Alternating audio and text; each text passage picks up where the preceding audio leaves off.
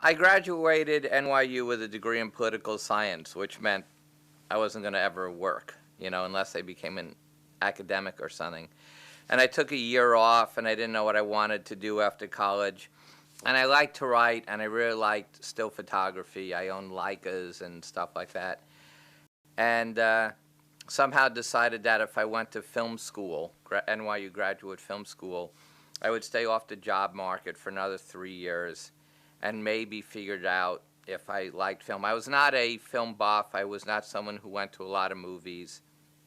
And at film school, I very early on discovered, for whatever reason, that I had an ability to light. So when I got out of film school, I bought a used 16mm camera called the CP16 Reflex. I figured if I owned a camera, I could call myself a cameraman. And I ended up shooting industrials for like Reeves Teletape and the Wall Street Journal and machines on how to make cardboard boxes, stuff like that. Shot some pornos because I could get rentals on my camera. And one night I was at a party at a woman's house named Hillary Ney, and there was only one other Jew in the party, and that was Joel Coen. And Joel and his brother Ethan had just written a script for Blood Simple. And the way they were going to get the money to make Blood Simple was to shoot a trailer as if it was a finished movie. So because I owned a camera, Joel Coen that night hired me to shoot Joel and Ethan's trailer. And we became friends. The footage looked really good. And I helped them raise the money, which took a year, to make Blood Simple. And the first day on the set of Blood Simple was the first day that Joel, Ethan, or I had ever been on a set of a professional movie with a 35mm camera. I had the assistant cameraman come over to my apartment earlier the night before we started to shoot just to show me like where the on-off switch was and all that. And we ended up making Blood Simple, Raising Arizona. I'm a cinematographer for having a very energetic camera, or almost a camera where the camera is a character in the movie. I'm not exactly sure where that came from. I have a suspicion. One is a psychological decision, which is an only child of Jewish parents, which means I need a lot of attention. So I think as a cameraman, as a cinematographer, by sort of moving the camera a lot, I'm sort of saying, here I am. I know you don't see me, but I'm back here doing all this stuff. So I think that's part of it. But I started out in still photography, although I never worked at it professionally, but it was always a great love of mine.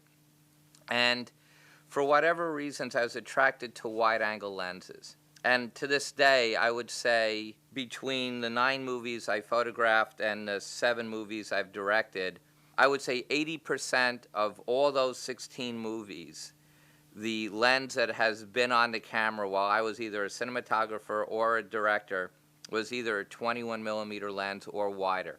I see in a very wide way, and what a wide lens does, which is both good and bad, is a wide lens puts everything in focus. And not only is everything in focus, but everything now has equal value to the viewer. You can look there, there, there, there. With a telephoto lens, you choose where the focus is, and everything in front of it or behind it is out of focus, so the viewer knows right where to look. With a wide lens, because everything is in focus, I still need to tell the audience where to look. And the way I do that is by moving the camera towards the object I want you to look at.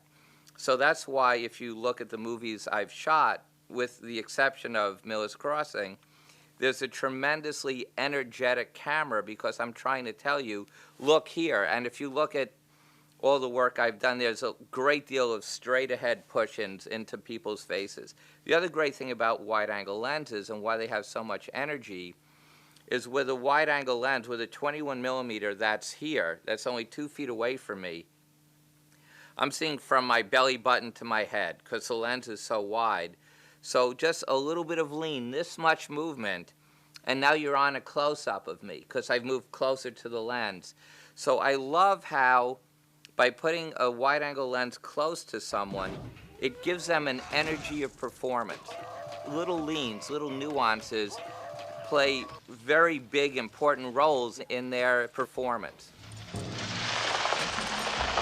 You know, Kubrick used wide-angle lenses in a not funny way, and the secret is what he did is he didn't move he didn't move the camera with the wide-angle lenses. He uses them almost the opposite of the way I do. He uses wide-angle lenses to get far away and alienate and separate the audience from the person and make the person be really far away and small and alienated in this environment. I use the same wide-angle lenses and get really close to people because by doing that, audiences understand. In either case, they unconsciously understand where the camera is. And in my case, and it's my personality, I'm saying, come on, let's go have fun with this guy. And I'm bringing the camera and the audience right up to that character, and the audience senses that they are right next to that person. Kubrick is saying, come on, audience, let's get far away from this guy. We're going to go way back and observe him, and he won't even know we're observing him, and he's going to be in this big, lonely, cold space, whether it's 2001, whether it was Barry Lyndon, and whether it was a Full Metal Jacket, where again, he uses great wide-angle lenses in a very alienating way. So wide-angle lenses sort of are chameleons that take on the personality of who's using them. There are only two movies that I've ever used long lenses on. One was Blood Simple and one was Miller's Crossing.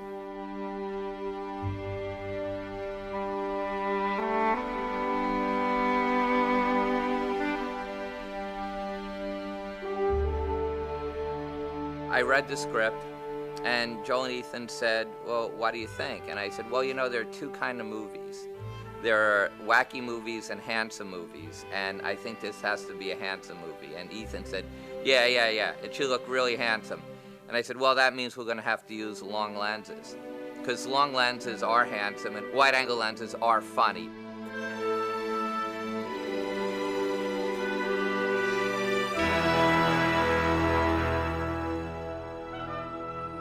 We wanted it to be handsome and muted and not wacky, and also, you know, beautiful and manly. We use the word manly a lot in reference to Miller's Crossing. The other thing Ethan described to me about the movie in pre-production is I said, so what do you want the movie to look like? And he said, it should be a handsome movie about men in hats. And, you know, that's what we did. Hats are fun, too, because you can control how much of a face you're seeing by how low the light is. If it's here, you don't see the eyes. If you bring the light down, you see the eyes, and that became a very big issue. So eyes or no eyes? No eyes. Okay, great. Move the light higher.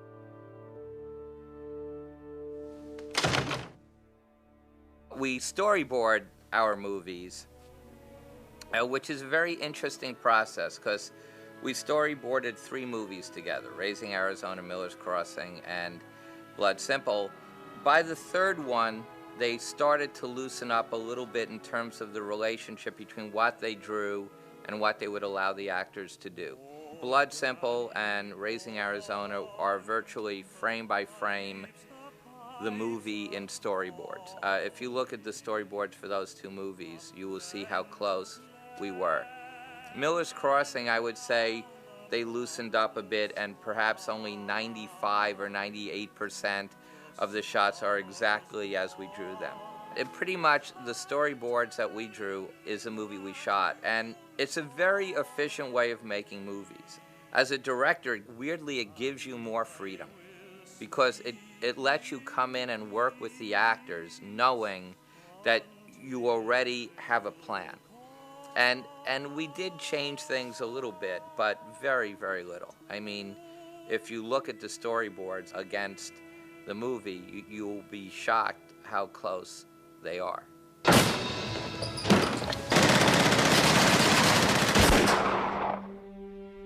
There were certain locations that really made that movie, and I remember finding the forest that we were going to shoot a lot of Miller's Crossing, and it is what the title refers to, this location called Miller's Crossing. I remember finding these beautiful trees, this incredible forest, and saying to Joel and Ethan, this will work, but only if we only shoot it on overcast days. It will not work on sunny days. It will be too contrasty. Miller's Crossing should always have this sort of soft, fog-enshrouded feel to it. And when I say Miller's Crossing, I mean the location, not the entire movie. I specifically chose Fujifilm to only shoot that one scene in because Fuji is less poppy, less primary, and Kodak green is a very vibrant green, and Fuji's green is a little softer and bluer, and I really wanted this one location to feel very soft and muted. And Joel and Ethan looked at me and said, well, Barry, you know us, and if it's sunny, we're not going to a cover set, or we're not going to drive back into town because it's sunny. We're shooting whether it's sunny or cloudy. I said, it has to be cloudy. And they said, well, good luck. And it was too big an area to tent in or make cloudy. And we shot in those woods for probably 7 or 8 or 9 days. And of those, let's say 9 days, the very last shot on the very last day was the only time the sun ever came out for those 9 days. And there's one shot where I think Gabriel is in the background throwing up or something. I can't remember, where there's a hint of sunlight in the deep background, but everything else was overcast, and it was like kismet for me because it was exactly what I needed visually for that whole sequence.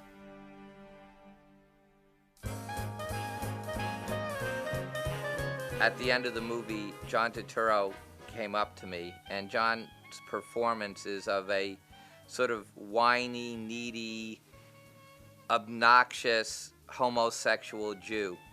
And Turturro came up to me on the last day and said, I just want to thank you so much for being the cinematographer. And I said, well, you're very welcome. The pleasure was all mine. He said, no, not because of the lighting. I based my entire performance on watching you with Joel and Ethan. So that was sort of adorable. On the very last shot, I don't know if you know this, but the last shot we filmed was a scene in the ladies' room of Albert Finney's sort of dance hall, bar, speakeasy place. And Albert Finney is dressed as the bathroom matron. He's in a black outfit with white frills, in a wig and all that. And Albert didn't want to go home. He loved New Orleans so much. He literally is in there as the matron.